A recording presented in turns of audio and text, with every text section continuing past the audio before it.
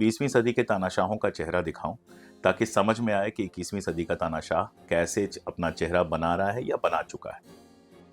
और मजेदार बात यह है अरफा कि जब आप 20वीं सदी के तानाशाहों को पढ़ना शुरू करते हो, आप देखते हो उनमें से कोई आपको मिलता है जिसको फोटो खिंचाने का बहुत शौक था, जो अपने टाइम का सबसे ज्यादा फोटोग्राफ्ड पॉलिटिकल लीडर था। He was Mussolini. आप देखते हो कि कैसे अखबारों पर वो कंट्रोल करते हैं, कैसे हिस्ट्री को चेंज करते हैं। सारे तानाशाहों की कॉमन चीज है कि हिस्ट्री को चेंज करते हैं। और उससे ज्यादा मुझे दिखाना था कि तानाशाह जो बनाने की बात करते हैं उसको ही बर्बाद कर देते हैं। हिटलर जर्मनी को ग्रेट बनाना चाहता था। ये मेक अमेरिका ग्रेट अगेन जो नारा है सीधे हिटलर से लिया गया है। जर्मन में जो नारा है जिसका अनुवाद है कि मेक जर्मनी ग्रेट अगेन, और जर्मनी को उसने तबाह बर्बाद कर दिया। तो जिसको आप बनाने की बात कर रहे हो, आज हमारे देश को महान राष्ट्र बनाने की बात की जा रही है, लेकिन देश किस गर्त में जा रहा है ये बड़े आराम से हमारे आप जैसे लोग ही नहीं, आम लोग भी देख पा रहे हैं। और आपने जो कहा कि ये इतिहास बार बार इसलिए याद दिलाया जा रहा है ताकि गर्दन पीछे रहे। वंदे मातरम इतना महान था, जिसकी भावना इतनी महान थी, तो फिर पिछली सदी में इसके साथ इतना बड़ा अन्याय क्यों हुआ? सबसे बड़ी बात है, गाता कौन नहीं था इसको? मुसलमान तो बहुत हो गया। आरएसएस नहीं गाता था इसको, नहीं गाते। 1940 में ये अपना गीत बनाते हैं, नमस्ते सदा वत्सले मातृभूमि। उसके पहले कोई गीत नहीं था इनका। अलग से गीत क्यों लेके आए? वंदे मातरम को ही गा लेते। इतना पसंद था, अगर इतनी मोहब्बत अगर उस गीत से है तो उसी को बना लेते। और गाया कहां जा रहा था? कांग्रेस के कार्यक्रमों में इसको गाया जा रहा था। अक्सर ये कहा जाता है कि भाई यू एग्जिस्ट, आप अस्तित्व में हैं, आपके जैसी महिला यहाँ पर आकर सरकार की आलोचना कर रही है। अगर तानाशाह होता, पलट के मैं सवाल पूछता हूं कि मुझे एक वजह बताइए कि इस समय आरफा खानम शेरवानी, अभिसार, रवीश या अजित अंजुम जैसे लोगों को हमारे टीवी चैनल्स का टॉप क्यों नहीं होना चाहिए था? क्योंकि हम इतने अच्छे नहीं हैं। यस, वो जो अच्छे नहीं है उसी में सारा जवाब। आप जैसे छोटी सी कैपेसिटी में 3 मिलियन क्या होगा, 140-150 करोड़ लोगों के उसमें हम देखा जाए, आप हैं, 2-4 और लोग हैं, क्यों करते हैं आप ये कोशिशें? इनके बिना क्या होगा? इतना है तब तो ये हाल है कि थोड़ा बहुत विरोध हो पा रहा है। अगर ये भी नहीं होगा तो क्या होगा? आप कर रही हैं, आप लगातार कर रही हैं, दवायर के साथ कर रही हैं, अलग से कर रही हैं। जहां तक पहुंचे, कुछ दूर तक आप पहुंचेंगे, कुछ हम पहुंचेंगे। और एक बात मैं हमेशा याद रखता हूं, एक रशियन कहावत है कि रातों रात कुछ नहीं बदलता, बरसों में कुछ नहीं बदलता और रातों रात सब बदल जाता है।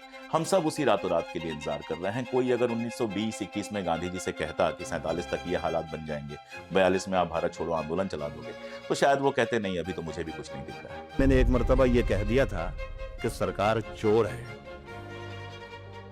तो दूसरे दिन पुलिस स्टेशन पर मुझे बुला लिया गया। अफसर ने मुझसे पूछा कि आपने रात मुशायरे में ये कहा है कि सरकार चोर है।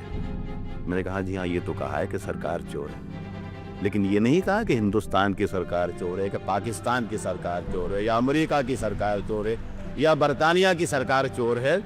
तो वो अफसर ने मुझे देख के अफसर मुस्कुराया और कहा कि अच्छा, आप हमें बेवकूफ भी समझते हैं, क्या हमें मालूम नहीं कि सरकार कहाँ की चोर है? नमस्कार, इस खास कार्यक्रम में आपका बहुत बहुत स्वागत है। मैं हूं आरफा खानम शेरवानी। अभी आप देखिए, पिछले लगातार 11 साल की जो एक कांस्टेंट कहानी रही है वो ये कि नरेंद्र मोदी काल में जितनी राजनीति हम आगे देखते हैं उतनी ही ज्यादा, यानी जितनी आगे की राजनीति नहीं हो रही है, जितनी पीछे की राजनीति देखने को मिलती है। इतिहास पर लगातार वार है, इतिहास के जरिए भविष्य को साधने की पूरी तरीके से कोशिश है। कहा जाता है कि आरएसएस एक कल्चरल ऑर्गेनाइजेशन है, लेकिन सीधे तौर पर आप ये देखें तो इतिहास के साथ जो छेड़छाड़ पिछले 11 साल में हर तरह से देखने को मिली है, किताबों से, यानी कि पाठ्य पुस्तकें जो हैं उससे, नई किताबें लिखे जाने से, और तीसरी सबसे महत्वपूर्ण बात है वो है फिल्मों के जरिए जो वार हो रहा है। मैं हमेशा ये कहती रही हूँ कि टेलीविजन चैनल पे जो आप खबर देखते हैं, हजारों घंटे के ब्रॉडकास्ट एक तरफ है और एक तरफ है वो एक फिल्म जो हिट होती है और कामयाब होती है। कश्मीर फाइल्स से लेकर केरला स्टोरी से लेकर अब नई जो कहानी आई है वो धुरंधर है, और धुरंधर वाकई बॉक्स ऑफिस पर भी धुरंधर ही परफॉर्मेंस कर रही है। यहाँ हम ये जानने की कोशिश कर रहे हैं कि एक तरफ तो आप इस तरह के लोग देख रहे हैं, लेकिन दूसरी तरफ वो लोग भी हैं जो इतिहास की सही तस्वीर आप तक लाने की कोशिश कर रहे हैं, यानी इस झूठी कहानी को अपने सच से काउंटर करने की कोशिश कर रहे हैं। वो अकेले हो सकते हैं, उनकी कोशिश बहुत बड़ी है। मेरे सामने इस वक्त अशोक कुमार जी मौजूद हैं। बहुत बहुत स्वागत है आपका, सहमत हुए आप यहाँ आने के लिए। और आपकी ये नई बेहतरीन किताब भी आई है, 20वीं सदी के तानाशाह। अब मैं शिकायत के साथ ही सबसे पहले शुरुआत करूंगी कि 21वीं सदी के तानाशाह क्या हुए? मैं हमेशा लगातार कह रहा हूँ इस बात को। पहली बात तो बुलाने के लिए आपका बहुत शुक्रिया, आपसे बात करना हमेशा बहुत अच्छा लगता है। 21वीं सदी के तानाशाह को तो हम देख रहे हैं, लेकिन एक सवाल हमेशा उठता है तानाशाह है कि नहीं है? उनके लोग पूछते हैं तानाशाह हैं कि नहीं है? उनके लोग कहते हैं कि अभी तक तो आप लोग गिरफ्तार नहीं हुए। आप लोग अपनी बात कह पा रहे हैं तो तानाशाह कैसे हैं? तो मेरी कोशिश ये थी कि 20वीं सदी के तानाशाहों का चेहरा दिखाऊँ, ताकि समझ में आए कि 21वीं सदी का तानाशाह कैसे अपना चेहरा बना रहा है या बना चुका है। और मजेदार बात यह है आरफा कि जब आप 20वीं सदी के तानाशाहों को पढ़ना शुरू करते हो, आप देखते हो उनमें से कोई आपको मिलता है जिसको फोटो खिंचाने का बहुत शौक था, जो अपने टाइम का सबसे ज्यादा फोटोग्राफ्ड पॉलिटिकल लीडर था। He was Mussolini. आप देखते हो कि कैसे अखबारों पर वो कंट्रोल करते हैं, कैसे हिस्ट्री को चेंज करते हैं। सारे तानाशाहों की कॉमन चीज है कि हिस्ट्री को चेंज करते हैं। और उससे ज्यादा मुझे दिखाना था कि तानाशाह जो बनाने की बात करते हैं उसको ही बर्बाद कर देते हैं। हिटलर जर्मनी को ग्रेट बनाना चाहता था। ये मेक अमेरिका ग्रेट अगेन जो नारा है सीधे हिटलर से लिया गया है। जर्मन में जो नारा है जिसका अनुवाद है कि मेक जर्मनी ग्रेट अगेन, और जर्मनी को उसने तबाह बर्बाद कर दिया। आप जर्मनी गई ही होंगी, मैं भी गया हूं। हिटलर का आप नाम नहीं ले सकते हो। स्टालिन रशिया को दुनिया का सबसे ताकतवर देश और सबसे शानदार देश बनाना चाह रहा था, और एक समय आधे मैप पे आप कह सकते हो कि स्टालिन का इफेक्ट था। लेकिन फाइनली हुआ क्या? वही रूस कितने हिस्सों में बिखर गया, जानते हैं हम सब लोग। तो जिसको आप बनाने की बात कर रहे हो, आज हमारे देश को महान राष्ट्र बनाने की बात की जा रही है, लेकिन देश किस गर्त में जा रहा है ये बड़े आराम से हमारे आप जैसे लोग ही नहीं, आम लोग भी देख पा रहे हैं। और आपने जो कहा कि ये इतिहास बार बार इसलिए याद दिलाया जा रहा है ताकि गर्दन पीछे रहे। आपके सामने जो कुछ हो रहा है, आपने तो भविष्य की बात की, मैं कह रहा हूं कि वर्तमान और भविष्य दोनों आपको दिखाई ना दे।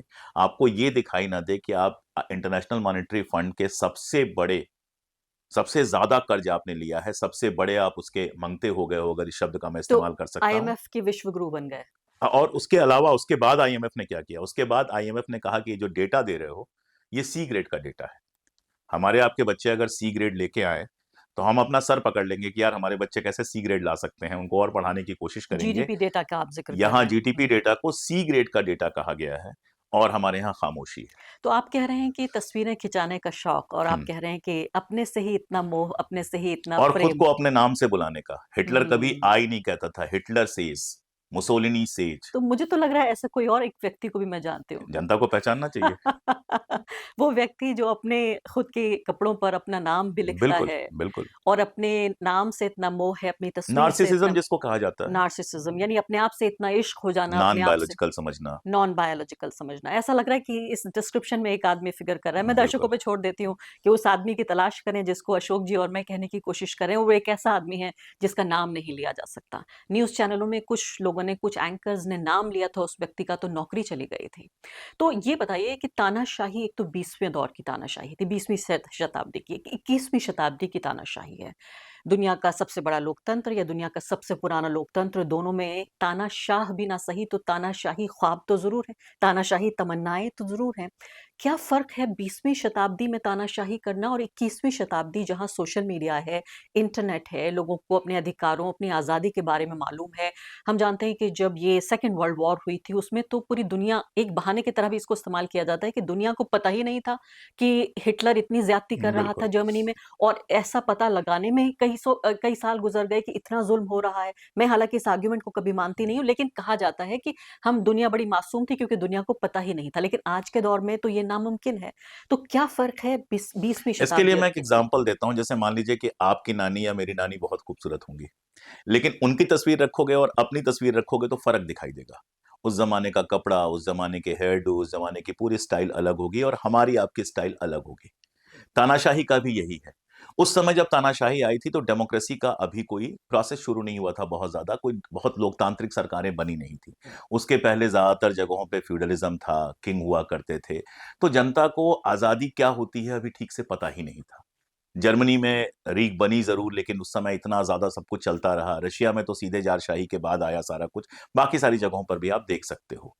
अभी एक चीज हुई है कि हमारे पास 80 साल का या 70 साल का डेमोक्रेसी का एक्सपीरियंस है।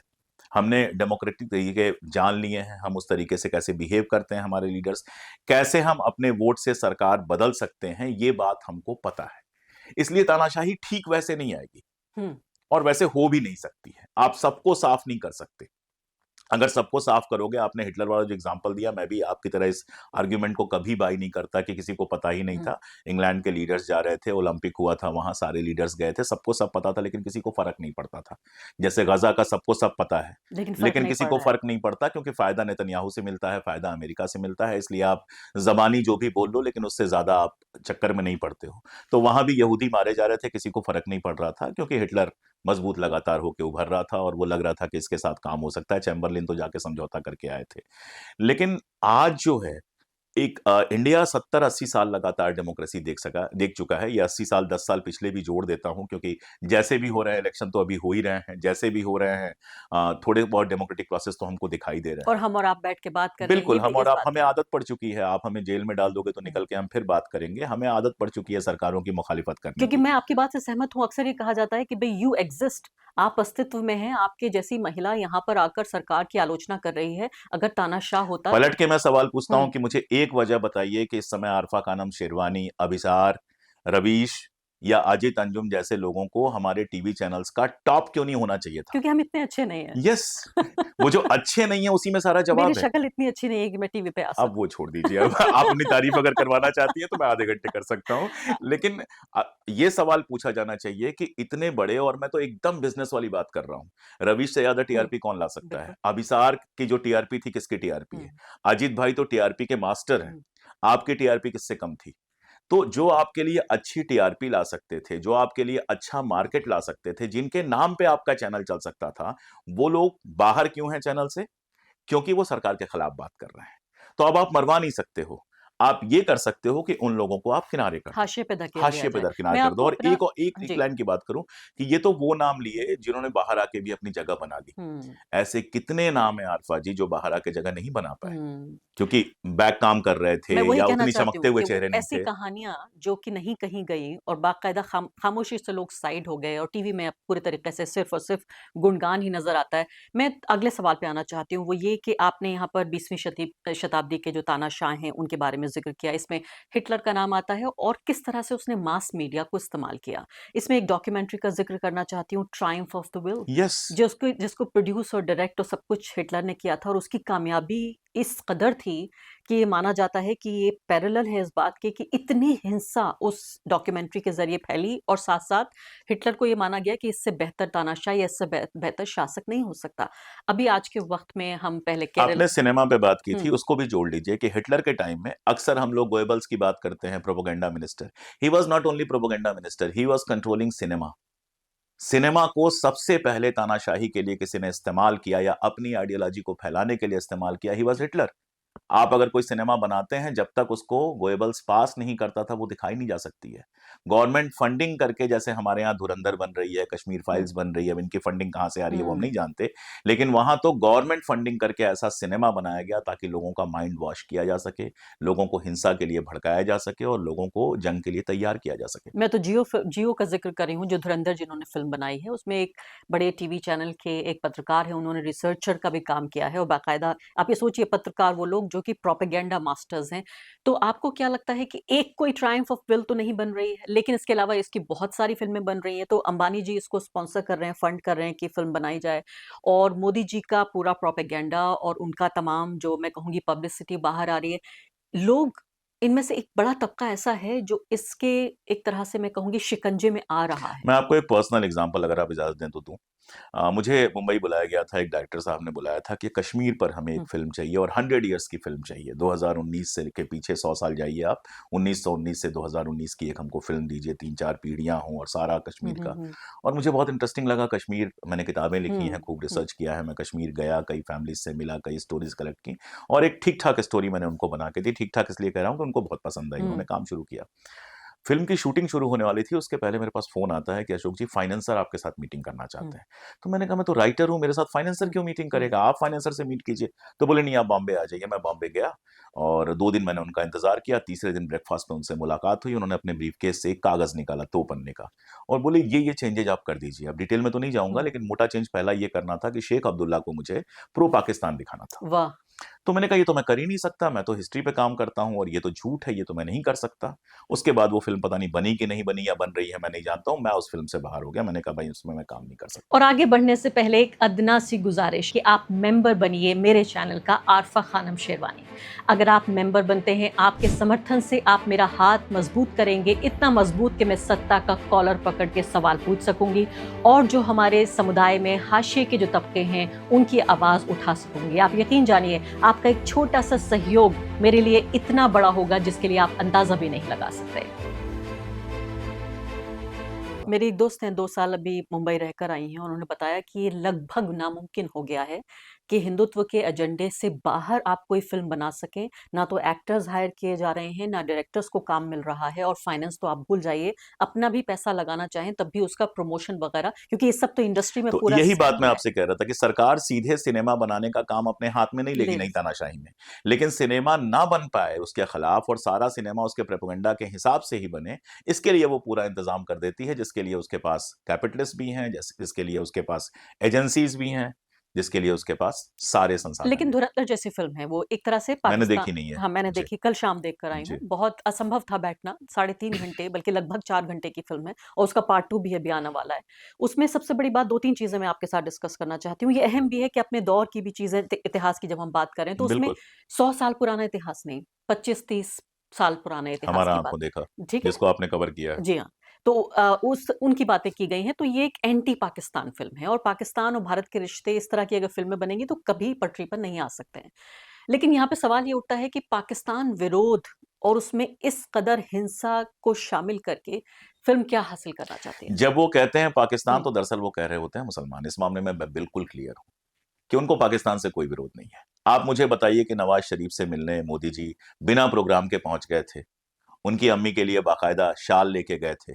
किसी ने ऐतराज़ किया था? जितने लोग आज हैं, किसी ने इस बात पर ऐतराज़ किया था कि उनको नहीं जाना चाहिए था या उन्होंने गलत किया? या जो फ़िल्म आपने देखा है हुँ, उसमें कहीं ये दिखाया कि हमारी तरफ से दोस्ती की कोशिश हुई थी? मैं चूँकि पाकिस्तान की आप बात करेंगे तो जो जनरल होगा वो भी हुँ, मुसलमान होगा, वहाँ का राष्ट्रपति भी हुँ, मुसलमान होगा, पीएम भी मुसलमान होगा, जितने होंगे सारे मुस्लिम नाम आएँगे। और मुसलमान है तो वो नाम कॉमन हो सकते हैं, हुँ, कल तक तो हम एक ही मुल्क थे, वहाँ भी कोई आरफ़ा खानम हो सकती हैं। अशोक पांडे वहाँ नहीं हुँ, होगा। हुँ। तो जब भी ये पाकिस्तान कहते हैं, दरअसल ये मुसलमान कहते हैं। इनको पाकिस्तान से कोई लेना-देना नहीं है। ट्रम्प के एक फ़ोन से अगर ये पाकिस्तान के साथ जंग रोक रोक सकते सकते हैं। हैं और अगर इन्हीं के आर्मी ऑफिसर्स को कोट करूँ मैं, तो जीतती हुई जंग रोक सकते हैं। जब आप हुँ, डोमिनेट करने की कंडीशन में आए, ये यही कह रहे हैं। बिल्कुल। मैं हाँ, हाँ, ना हार-जीत बिल्कुल। पे मैं कुछ नहीं कह सकता। इन्हीं के लोगों तो ने कहा। आप जीतती हुई जंग रोक सकते हैं अगर ट्रम्प के एक फ़ोन पे, तो फिर आप पाकिस्तान पे बात करने का आपको हक कहाँ है? मैं तो कहूँगा 1972 हमारे लिए बेहतर था कि अमेरिका का इतना प्रेशर था, लेकिन बांग्लादेश को आपने अलग किया, बांग्लादेश के साथ दोस्ताना रिश्ते बने आपके और एक तरह से पाकिस्तान में आपने फ़तह हासिल की जंग में। आप तो एक भी जंग नहीं लड़ पाते हैं, बातें दुनिया भर की करते हैं, तो पाकिस्तान से इनको कोई मुश्किल नहीं है। पाकिस्तान का इस्तेमाल सिर्फ़ और सिर्फ़ मुसलमान के लिए किया जाता है और यही वजह है कि चाइना के खिलाफ जंग की कोई वो नहीं बनती, फ़िल्म फ़िल्में नहीं नहीं बनती, बनती। क्योंकि चाइना से आप नाम लेके आएँगे तो वो हुँ, तो कोई मुस्लिम नाम है नहीं और उस हुँ। नाम का कोई दुश्मन आपका देश के अंदर है नहीं और आस-पास रहते नहीं हैं उस और नाम के आस-पास लोग। रहते नहीं है उस नाम के देश के अंदर है नहीं, तो उसका कोई इस्तेमाल नहीं हो पाएगा। तो ये फ़िल्म सिर्फ़ और सिर्फ़ मुसलमानों के खिलाफ एक भावना भड़काने के लिए और जो ध्रुवीकरण का प्रोसेस है इनका, पोलराइज़ेशन का प्रोसेस है, उसको तेज़ करने के लिए बनती है। इसके अलावा इसका कोई उद्देश्य नहीं होता है। मैं एक और बात हुँ। कहूँगा, ये करके इन्होंने कितना सत्यानाश किया है। इस फ़िल्म में भी शायद बलूचिस्तान का ज़िक्र है, बलूचिस्तान किसी का ने लिखा ज़िक्र था। है। और इसके शुरुआत अभी देखिए, मैं क्योंकि फ़िल्म अभी ताज़ा-ताज़ा कुछ ही हुँ, घंटे हुँ। पहले देख कर आई हूँ कि बलूचिस्तान को लेकर पाकिस्तानी जो हुकूमत और वहाँ जो एलीट है वो कितना ज़ुल्म ज़्यादती करता है। लेकिन उसके बाद फिर उस बलोच लीडर को भी विलेन दिखाया जाता है। और आप ये देखिए, मुझे बहुत ज़्यादा इस बात को लेकर एक अनीज़ हुआ कि वहाँ मुस्लिम सिंबल्स को इस्तेमाल किया गया। जैसे पहली बात तो उनका अटायर, उनकी हुँ, ज़बान, उनके हुँ, खाने-पीने का तरीका, वो सब मुस्लिम है। दूसरी बड़ी बात कि अल्लाहू अकबर के नारे को इतना वायलेंट तरीके से दिखाया गया कि जब 26/11 का हमला हो रहा था, पहलगाम का हमला हो रहा था, इससे पहले जब ये 90s में जो एयर इंडिया का एयरक्राफ्ट को हॉस्टेज बनाया गया, इन सब में इस्लामिक जो वोकैब्युलरी है उसका इस्तेमाल किया, बाकायदा कलमे और अल्लाहू अकबर के नारे को इस्तेमाल अब किया इसका गया। असर क्या होगा? अगर कोई अल्लाहू अकबर आपके यहाँ नॉर्मल तरीके से भी कहता हुआ सुनाई देगा, तो आपको वो फ़िल्म दिखाई देगी। विजुअल्स का जो इफ़ेक्ट होता है, पहले ही समझा चुके हैं और आप सीधे जो है उसको जो है जिहादी या आतंकवादी या पाकिस्तानी की तरह देख पाएँगे उसको। यही यही करने के लिए ये फ़िल्में की जाती हैं। बलूच वाला मामला मेरा दूसरा जी। था। बलूचिस्तान में आप कई फिल्में ऐसी बन चुकी हैं जिसमें आपने ये दिखाया कि आपकी जो आईबी है वो बलूचिस्तान को हैंडल कर रही है, आपके एजेंट जाके बलूचिस्तान के सारे मूवमेंट को हैंडल कर रहे हैं। क्यों कर रहे हैं क्या बताने की ये कोशिश क्या कर कर रहे रहे हैं? हैं? अभी चाइना में बाकायदा प्रस्ताव पास हुआ जिसमें कहा गया बलूचिस्तान में जो बाहर का वो है हस्तक्षेप है वो गलत है। हुँ, तो आप अपनी बदनामी करा रहे हैं, पता नहीं बलूचिस्तान में आप कुछ कर रहे हैं कि नहीं कर रहे हुँ, हैं। और जो भी कोवर्ट ऑपरेशन होते हैं, आप तो मुझसे बहुत अच्छी अंग्रेजी हुँ, जानती हैं, कोवर्ट का माने ही यही होता है कि छिपा हुआ कि है। छिपा हुआ है, जिसको आपको नहीं बताना है। हमारे यहाँ मोसाद के लोग भी होंगे, हमारे यहाँ अमेरिका के भी हुँ, एजेंसीज़ होंगी, पाकिस्तान की भी किसी भी एजेंसीज़ देश होंगी, में होते हैं। हर देश में होते हाँ, हैं, ये कोई नई बात नहीं है। जितने राजदूत बैठे हैं, हुँ, उनके साथ 1-2 अटैच होते हैं, ये हुँ, सब जानते हुँ। हैं। लेकिन आप इसको शोर करके बताएँगे? तो फिर वो आपके गुप्तचर रह कहाँ से और गए? पूरी फिर रणनीति वो कोवर्ट बताएँगे पूरी रणनीति आप अपनी बताएँगे, फिर आप कोवर्ट रहे कहाँ से गए? कि चिल्ला-चिल्ला कर स्कीम बता दो, अब अमीर है वो। पाकिस्तान जब उन फ़िल्मों के क्लिप्स ले जाकर इंटरनेशनल उस पर दिखाएगा कि हुँ, देखिए इनका सिनेमा ये चीज़ दिखा रहा है, तो आपकी क्या इमेज बनेगी और क्या इमेज बन रही है और आपकी? अंबानी जी उसको फंड कर रहे हैं। तो आप एक तरफ कहते हैं पाकिस्तान हमारे यहाँ आतंकवाद को स्पॉन्सर कर रहा है, मैं इससे पूरी तरह से सहमत हूँ। इसके सबूत दिए गए हैं, बाकायदा पिछले गवर्नमेंट में दिए गए और स्टेट पॉलिसी की तरह और इस्तेमाल कर रहा है। पाकिस्तान को हाँ, किनारे किया गया उसके बाद। हुँ, लेकिन आप तो खुद सबूत दिलवा रहे हैं इन कि सिनेमा से हम कि आप बलूचिस्तान में वहाँ पर स्पॉन्सर कर रहे हैं वहाँ के टेररिज्म को। तो ये देशभक्ति है या देशद्रोहिता है? अगली बात पे आ जाती हूँ मैं। इतिहास को लेके बार-बार ये कहा गया, अभी प्रताप भानु मेहता का एक छोटा-सा क्लिप वायरल हो रहा है जिसमें ये कहा जा रहा है कि भई देखिए, ये जो लेफ्टिस्ट हिस्टोरियन हैं, इन्होंने अपने हिसाब से हिस्ट्री लिखी है। क्या आप ये मानते हैं कि नरेंद्र मोदी के आने से पहले तमाम तरह की जो किताबें लिखी गई और उसमें एक लेफ्टिस्ट आइडियोलॉजी है, उसमें एक प्रो कांग्रेस आइडियोलॉजी है और हिंदू विरोधी ये इतिहास है? मेरा दूसरा सवाल है, इस पर तो आ ही जाऊँगा कि राइटिस्ट राइटर को किसने रोका था उस पीरियड में लिखने के लिए? मैं तो राइटिस्ट नहीं हूँ, मैं तो प्रो मोदी नहीं हूँ, लेकिन मोदी के आने के बाद भी मैं किताबें लिख रहा हूँ। तो जब मोदी नहीं थे, कांग्रेस का राज चल रहा था, तो राइटिस्ट राइटर को इतिहास लिखने से किसने रोका था? और क्या लोगों ने लिखा नहीं है? आज़ादी के पहले और आज़ादी के बाद भी लिखा है। सावरकर का पहला माफ़ीनामा जो था, वो तो एक राइटिस्ट राइटर की किताब से बाहर आया था। मैं दे चुका हूँ, नाम नहीं बताऊँगा, दर्शक उसको ढूँढ लें। तो 2 बातें हैं। पहली बात तो जिसको प्रो कांग्रेस हमेशा कहा जाता है, आज़ादी की एक पूरी लड़ाई थी और आज़ादी की लड़ाई को आप सहमत हों, असहमत हों, कांग्रेस लीड कर रही थी। इवन लेफ्ट भी बहुत ज़्यादा एक्टिव नहीं था वहाँ पे, लेकिन वो हाशिए पे ही था। कांग्रेस मेन पार्टी थी जो लीड कर रही थी। और 40s में या 50s में जितनी भी आज़ादियाँ मिली हैं, आप देखिए जो लीड कर रहे थे, उन्होंने तानाशाही एस्टेब्लिश की है, उसके बावजूद कांग्रेस ने यहाँ पर डेमोक्रेसी स्थापित की बाकायदा। तो अब अगर कांग्रेस का वो पूरा मूवमेंट था, आप उसकी आलोचना कर सकते हैं या फिर आप उसकी तारीफ कर सकते हैं। आप गांधी के साथ हैं तो आप कांग्रेसी लगने लगते हैं लोगों को। आप नेहरू के साथ हैं तो कांग्रेसी लगने लगते हैं। भाई गांधी, नेहरू, मौलाना आजाद ये लोग हमारी आजादी की लड़ाई के लीडर्स थे। लेकिन कहा जाएगा कि ये तो जो सरकारें थीं उस वक़्त वो ये तय करती थीं किताबें कौन-सी पढ़ाई जाएँगी, कौन-सी शामिल की जाएँगी हमेशा सरकारें ही तय और करती हैं। उसमें लेफ्टिस्ट लोगों को प्रेफ़रेंस दिया गया। राइटिस्ट को नहीं दिया गया ये मैं कह सकता हूं और देना भी नहीं चाहिए था, क्योंकि अच्छा। उन्होंने ऐसी कोई किताब लिखी ही नहीं इतिहास की। और जिस किताब की मैं बात कर रहा हूं, जिसमें सावरकर का माफीनामा पहली बार आया, सेलुलर जेल पर जो पूरा लिखा गया था, वो एक राइटिस्ट राइटर ने लिखा था और उसको कांग्रेस की गवर्नमेंट ने ये काम दिया था करने के लिए। तो अब ये बताइए तो क्या ये मान लें कि आप ये एक तरह से मान रहे हैं, आपकी लेफ्टिस्ट एक छाप है हमारे इतिहास पर, यानी कि एक ख़ास तरह की आइडियोलॉजिकल चश्मे से इतिहास पढ़ाया गया। हमेशा ऐसा अ, हमेशा ऐसा होता आया है। मैं ये नहीं कह रहा हूं कि लेफ्टिस्ट आइडिया से इतिहास नहीं पढ़ाया गया, लेकिन क्या गलत तथ्य उसमें है? हुँ। क्या गलत एनालिसिस है? उसी में नेहरू की भी आलोचना आपको मिल जाएगी, गांधी की आलोचना आपको मिल जाएगी, वल्लभ भाई पटेल की आलोचना मिल जाएगी, मौलाना की आलोचना मिल जाएगी, सारा कुछ मिल जाएगा। लेकिन ये भी बता दीजिए मैं कि लेफ्टिस्ट भी नहीं कहूंगा, हाँ, मैं कहूंगा प्रोग्रेसिव तरीके से इतिहास प्रोग्रेसिव पढ़ाया तरीके गया। लेकिन होता क्या है? लेफ्टिस्ट इतिहास क्या होता है?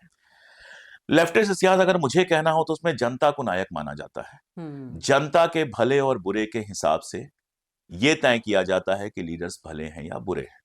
अगर लेफ्टिस्ट इतिहासकार ब्रिटिश शासन की आलोचना कर रहा है तो वो इसलिए नहीं करेगा क्योंकि जो बरतानवी हमारे यहाँ आए थे वो ईसाई थे। उसको इससे फर्क नहीं पड़ेगा, हुँ, उसको हुँ। इस बात से फर्क पड़ेगा कि वो हमारे देश के अंदर आते हैं, हमारे देश को लूटते हैं और खोखला करते हैं। उसको इस बात से फर्क पड़ेगा कि वो कॉलोनियल शासन बनाते हैं और हमारा जो डेवलपमेंट का नॉर्मल प्रोसेस था उस प्रोसेस को वो डिस्टर्ब कर देते हैं। उसको इस बात से फर्क पड़ेगा कि हिंदुओं और मुसलमानों के बीच में जहर बोते हैं। 1857 में जब हम असफल हो गए, उसके बाद बाकायदा एक प्रस्ताव आता है कि हमको बांटना है और राज करना है, क्योंकि हिंदू और मुसलमान अगर एक साथ रहेंगे तो हमारा राज बहुत दिन तक नहीं चल पाएगा। और उसके बाद एक पॉलिसी के तहत एक तरफ मुस्लिम लीग को सपोर्ट देते हैं, एक तरफ हिंदू महासभा को सपोर्ट देते हैं, जो बाद में बनती है, प्रोसेस में बनती है, और सांप्रदायिकता को हमारे यहाँ बढ़ावा देते हैं ताकि देश एक ना हो पाए। वो इस तरह से एनालिसिस करेगा। जब राइटिस्ट आएगा तो क्या करेगा? उसके लिए हिंदू एक मोनोलिथ होगा। उसको ये समझ में नहीं आएगा कि हिंदुओं में गांधी भी थे और हेडगेवार भी थे। उसको ये समझ में नहीं आएगा कि सिखों में गद्दार भी थे और सरदार भगत सिंह भी थे। उसको ये समझ में नहीं आएगा कि मौलाना आजाद भी मुसलमान थे और ज्यादा मुसलमान थे और जिन्ना भी मुसलमान थे। इसमें मेरा एक सवाल ये भी है कि शब्दावली को अगर आप देखें तो वो भी उसकी भी पॉलिटिक्स से इनकार नहीं किया जा सकता कि एक तरफ जो मुगल आए तो उनको कहा गया मुस्लिम शासन, लेकिन ब्रिटिशर्स को कभी नहीं कहा गया कि ईसाइयों का किसने शासन है। कहा? मुगलों को मुस्लिम शासक किसने कहा? ब्रिटिशर्स ब्रिटिश ने दौर के इतिहासकारों ने कहा। मध्यकाल की जगह उन्होंने इस्लामिक पीरियड लेके आए इस्लामिक वो, पीरियड वरना मध्यकाल कहा जाता है और उसको। अपने को ईसाई नहीं कहा। अपने को ईसाई कभी नहीं कहा, अपने शासन को कभी ईसाई शासन की तरह प्रोक्लेम नहीं किया, जबकि हम सब जानते हैं कि कोशिश तो उन्होंने भी पूरी की थी शुरुआती दौर में कि यहाँ पर कन्वर्जेंस हो। अफ्रीका वगैरह में ज्यादा सक्सेसफुल हुए, हमारे यहाँ उतना नहीं हो पाए। लेकिन ये बताइए कि क्यों ऐसा होता है? मान लेते हैं कि जिस तरह के जो नेशनल एनिमीज हैं, जो राष्ट्रीय दुश्मन हैं, उनमें ज़ाहिर है मुसलमान हैं, लेकिन उनमें ईसाई भी हैं। तो हाँ हाँ। जब ये इन हथियारों की तरह इस्तेमाल किया जाता है, तो जब मुस्लिम शासन को इस्तेमाल किया जा रहा है, तो ब्रिटिशर्स को क्यों विलेन की तरह? अभी तक जितनी किताबें और जितनी फिल्में बनती रहीं, उसमें चूंकि वो ज्यादा हालिया है, यानी ब्रिटिश जो थे वो बाद में, उनके बाद हमें आज़ादी मिली, ना कि मुगलों के बाद आज़ादी मिली, बल्कि मुगल तो कई शासक लड़े उसमें बाकायदा हमारी आज़ादी की लड़ाई में। तो मुझे ये बताइए कि ईसाई जो शासन था, जिसको ब्रिटिश हम शासन कहते हैं, उस पर क्यों बीजेपी और आरएसएस इस वक्त एम्फसाइज नहीं कर रहे हैं? दो कारण हैं। ईसाई इतने कम हैं कि उनको दुश्मन बना के आप पोलराइजेशन नहीं कर सकते, वरना ईसाइयों के खिलाफ भी किया है, ग्राहम स्टेन्स के खिलाफ हुआ, और अभी जब से इनकी नई सरकार आई है उड़ीसा में अगर आप जाकर देखिए तो ईसाइयों के खिलाफ लगातार अभियान चल रहा है, छत्तीसगढ़ में लगातार अभियान चल रहा है। लेकिन वो इतनी पॉपुलेशन उनकी नहीं है कि उस पर आप पोलराइज कर सके। वेस्ट का डर भी है एक, ज्यादा अगर ईसाइयों को आप कंसंट्रेट करेंगे या ओपनली कहना शुरू करेंगे कि कपड़ों से पहचान लेते हैं वगैरह वगैरह, तो वेस्ट में दिक्कत भी हो सकती है आपको। यूरोप है पूरा, अमेरिका है, तो लेकिन आपको अरब देशों में क्या मैसेज जाएगा? इससे कोई दिक्कत नहीं है। इससे फिलहाल कोई दिक्कत नहीं है। लेकिन आप देखिए सऊदी अरबिया ने पाकिस्तान के साथ समझौता कर लिया, और जिस तरह का समझौता किया है हमारे लिए बेहद खतरनाक है, क्योंकि ट्रेडिशनली मिडिल ईस्ट हमारा बहुत अच्छा दोस्त रहा है।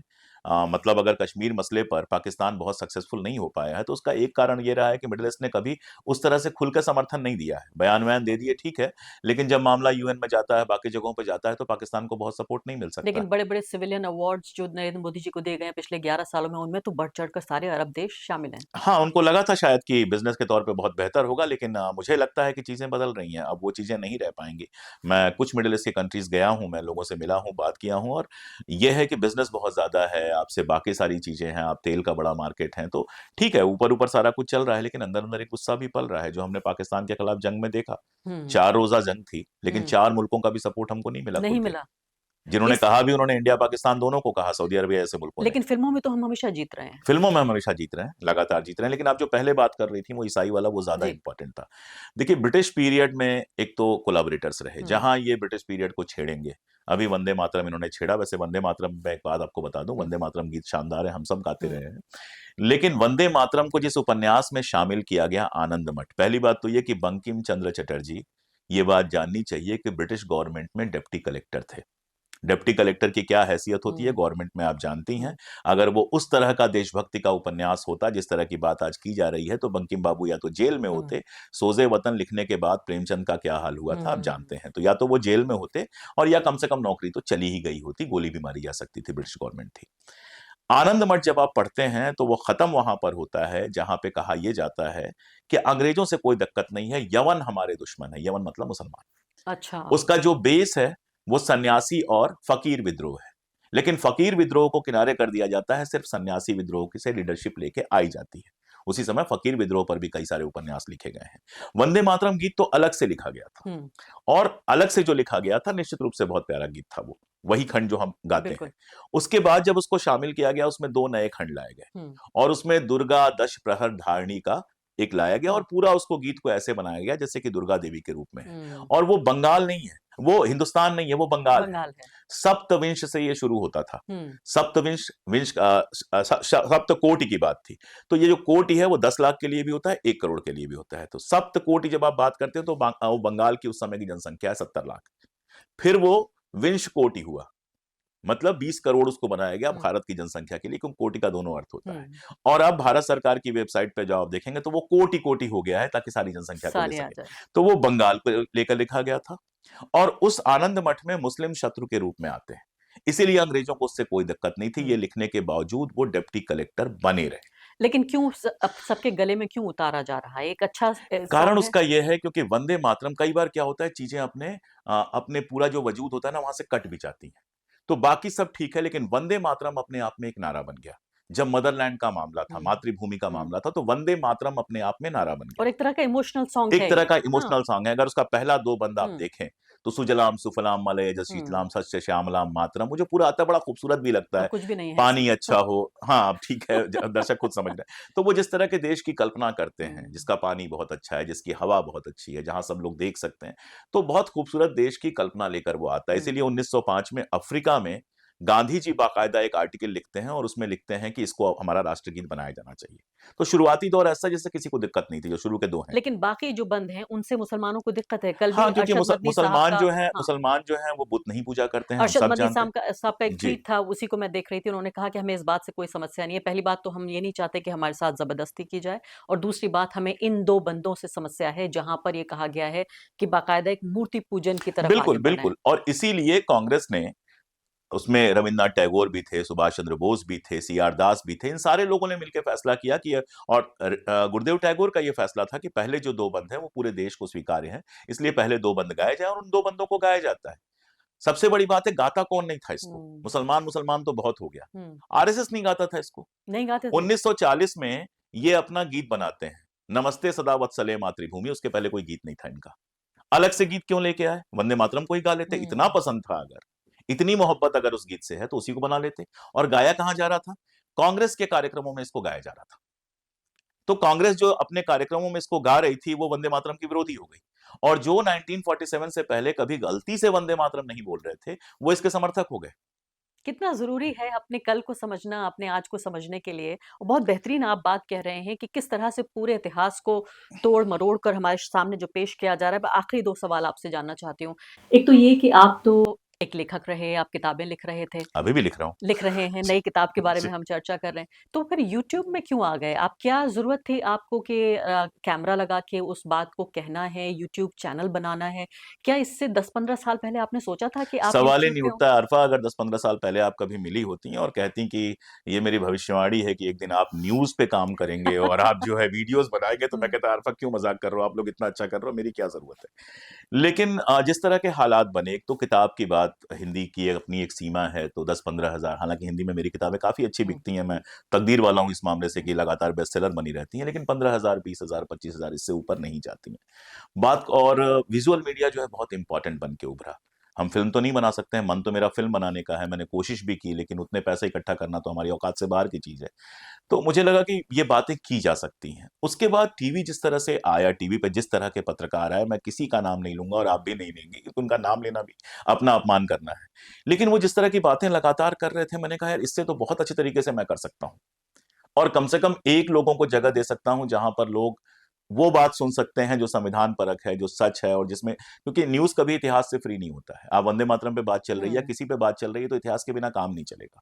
तो मैंने शुरू किया और लोगों ने देखा, लोग पसंद कर रहे हैं। मतलब मैंने कभी सोचा नहीं था कि 3 मिलियन सब्सक्राइबर हो जाएँगे, हुँ। हो गए। तो मुझे लगता है ठीक है, तो सब काम सबका है। एक तरफ सरकार है, सरकार का पूरा संसाधन है, उसकी पूरी मशीनरी है, उसके पास अब तो सिर्फ़ ये नहीं है कि बीजेपी के कार्यकर्ता हैं, अब कार्यकर्ताओं के तौर पे फ़िल्म मेकर्स हैं, डायरेक्टर्स हैं, सरकारी प्रोड्यूसर हैं, ऑफ़िसर्स हैं। सरकारी ऑफ़िसर्स हैं, वो बाकायदा टैक्स फ्री कर देते हैं फ़िल्मों को और दिखाते हैं, पब्लिक स्क्रीनिंग उनकी ऑर्गनाइज़ करते हैं, ख़ासकर कश्मीर फाइल्स के मामले में ये देखा हमने कि इस तरह का एक पूरा सरकारी छुट्टी डिक्लेयर कर देते हैं कि आपको फ़िल्म देखनी पड़ेगी।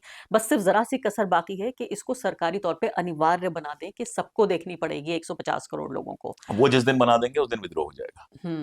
तो इसीलिए आपने कहा कि 20वीं और 21वीं ये सदी में फ़र्क है। तानाशाही का ये ये अब फ़र्क नहीं है। करा सकते। आप जैसे छोटी-सी कैपेसिटी में 3 मिलियन क्या होगा 140-150 करोड़ लोगों के उसमें हम देखा जाए आप हैं, 2-4 और लोग हैं। क्यों करते हैं आप ये कोशिशें? आप इनके इनके बिना क्या होगा? इतना है तब तो ये हाल है कि थोड़ा बहुत विरोध हो पा रहा है। अगर ये भी नहीं होगा तो क्या होगा? आप कर रही हैं, आप लगातार कर रही हैं, द वायर के साथ कर रही हैं, अलग से कर रही हैं।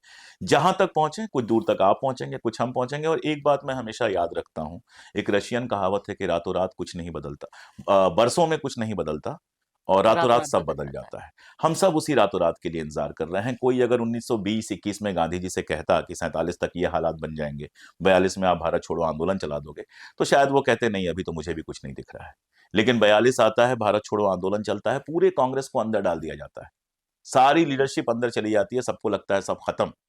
और आप देखिए उन नेताओं को भी भरोसा नहीं था कि बाहर निकलेंगे तो क्या हालात होंगे, और जब वो बाहर निकलते हैं तो ऐसा पागलपन लोगों में छाता है कि सावरकर साहब जो 42 में ये ख्वाब देख रहे थे कि पाकिस्तान जिन्ना को मिल जाएगा, हिंदुस्तान हमें मिल जाएगा, इस ख्वाब में अंग्रेजों के साथ वो खड़े थे। उनका ख्वाब ऐसा टूटता है कि उनको अंग्रेज पूछते भी नहीं है, वो किनारे चले जाते हैं, फिर किनारे ही रहते हैं, और हिंदुस्तान 47 में आजाद हो जाता है। जैसी भी आजादी थी, आजादी तो मिल जाती है। तो आप इस रातों रात तब्दीली का इंतजार करें। मुझसे बिल्कुल, कई लोग कहते हैं कि और वो आप रातों रात बरसों की मेहनत से ही आती है। आती है। तो मुझे लोग कहते हैं कि भई देखिए आप जब बात करती हैं तो लोग पोलराइज़ होते हैं, और इसके अलावा आप अगर धुरंधर फ़िल्म की बात करेंगी, बंगाल फाइल्स की बात करेंगी, नरेंद्र मोदी की सांप्रदायिकता की राजनीति की बात करेंगी, आप उनको ट्रैक्शन दे रही हैं। आपके होने से उन्हें फ़ायदा होता है। ये बात आपसे भी पूछी जाती है? अरफा, एक एक बहस चली थी ट्विटर पर, अभी आपने भी देखी होगी। दिल्ली यूनिवर्सिटी के प्रोफेसर हैं अपूर्वानंद, उन्होंने बाबरी को याद किया। हुँ। मैंने भी हुँ, वीडियो हुँ, किया था हुँ। बाकायदा, और उस पर एक ठीक-ठाक पत्रकार, अच्छी पत्रकार है वो, पढ़ी लिखी पत्रकार है, और इज्जत करता हूँ मैं इनकी। उन्होंने लिखा कि यही था कि आप बार-बार ज़ख्म को हरा करते हैं, और खैर उन्होंने आरोप लगाया कि आप इससे पैसे कमाते हैं, वो तो एक अलग मामला है। अगर बाबरी के बाद वाक़ई ये सारा कुछ खत्म हो गया हुँ। होता, तो शायद आज मैं भी कहता कि कि चलो भूल ठीक जाइए। है, हाँ, ठीक है, एक मस्जिद गई, हुँ। बाकी तो सब शांत हुँ, हो गया। हुँ, जैसे हुँ। गांधी की हत्या के बाद देश में शांति हुई, तो हुँ। अब मैं याद करता हूँ तो मैं कहता हूँ चलो बापू 4-5 साल और जी जाते। हुँ। लेकिन 4-5 साल पहले चले गए, इतना तो हुआ कि जो बवाल चल रहा था वो खत्म हो गया। हुँ। लेकिन बाबरी तो अभी ठीक से गिरी भी नहीं थी कि उसके पहले आपने मथुरा और काशी की बात शुरू कर दी थी।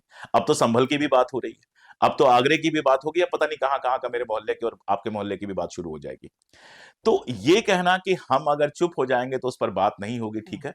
हम 3 दिन चुप हो जाते हैं, अगर 3 दिन भारतीय जनता पार्टी के लोग हिंदू-मुसलमान करना बंद कर दें, मैं अपना चैनल बंद कर दूँगा, मेरी दाल-रोटी चल जाएगी, मुझे कोई दिक्कत नहीं है। ये बिल्कुल बेकार की बात है कि हमारे कहने से हुँ। पोलराइज़ेशन होता है। ये बिल्कुल बेकार की बात है कि हम उनको ट्रैक्शन दिलवाते हुँ। हैं। जिस चैनल पर दिन-रात उनका तमाशा चलता है, जहां इस बात पे बहस नहीं चलती है, जो अरविंदाक्षन ने अभी हुँ। आपके वायर पे ही आया है वो, जो अरविंदाक्षन ने कहा कि आपने सरकारी स्कीम के नाम पे पैसा लिया, भारतीय जनता पार्टी के अकाउंट में चला गया, इससे बड़ा करप्शन क्या हो सकता है? बिल्कुल। जिन चैनलों पर इस पर बात नहीं होती, लेकिन वंदे मातरम पे जिस पे दिन-रात बात होती रहती है, हुँ। उन पर आप आरोप नहीं लगाएँगे पोलराइज़ेशन का।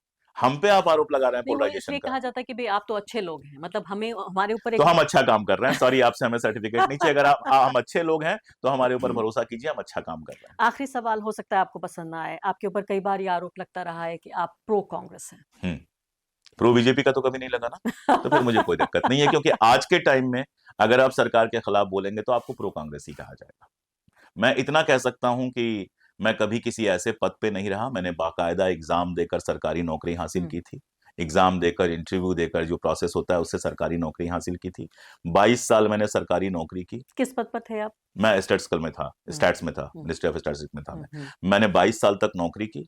उसके बाद नियम के हिसाब से 3 महीने की नोटिस देकर मैंने नौकरी छोड़ी अपनी, जो तरीका होता है वॉलंटरी रिटायरमेंट का। उसके बाद मैं अपना काम कर रहा हूँ, मेरे सारे अकाउंट्स ओपन हैं, सरकार कोई भी चेक कर सकती है कि किसी भी इस तरह के सोर्स से 25 पैसे भी मेरे अकाउंट में आए हों।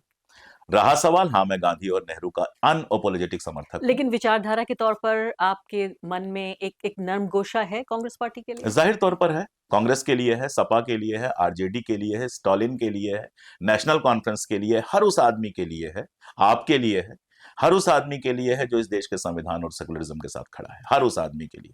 बहुत-बहुत मुझे शुक्रिया कोई आपका। पार्टी बुलाए, कभी जी। कहे, मैं बिल्कुल जाऊँगा। कांग्रेस वालों ने थोड़ा ज़्यादा बुलाया तो हुँ। लोगों को लगा। और अच्छा, एक बात है कि सबसे बड़ी पार्टी है विपक्ष की, तो ज़ाहिर तौर पे जब आप विपक्ष के साथ खड़े होते हैं, तो आप लोगों को लगता है कांग्रेस के साथ खड़े हुँ, होते हैं। हुँ। और मुझे इस बात में कोई शर्म नहीं है कि कोई मुझे प्रो कांग्रेस कहता है। मुझे शर्म उस दिन आएगी जिस दिन मुझे प्रो बीजेपी कहा जाएगा। बहुत-बहुत शुक्रिया आपका अशोक कुमार जी, और ये किताब शानदार, दर्शक मैं रिकमेंड करूँगी स्ट्रांगली कि इस किताब को पढ़ें, और good luck to you for thank this you, book. Thank thank you you, so much. Thank you.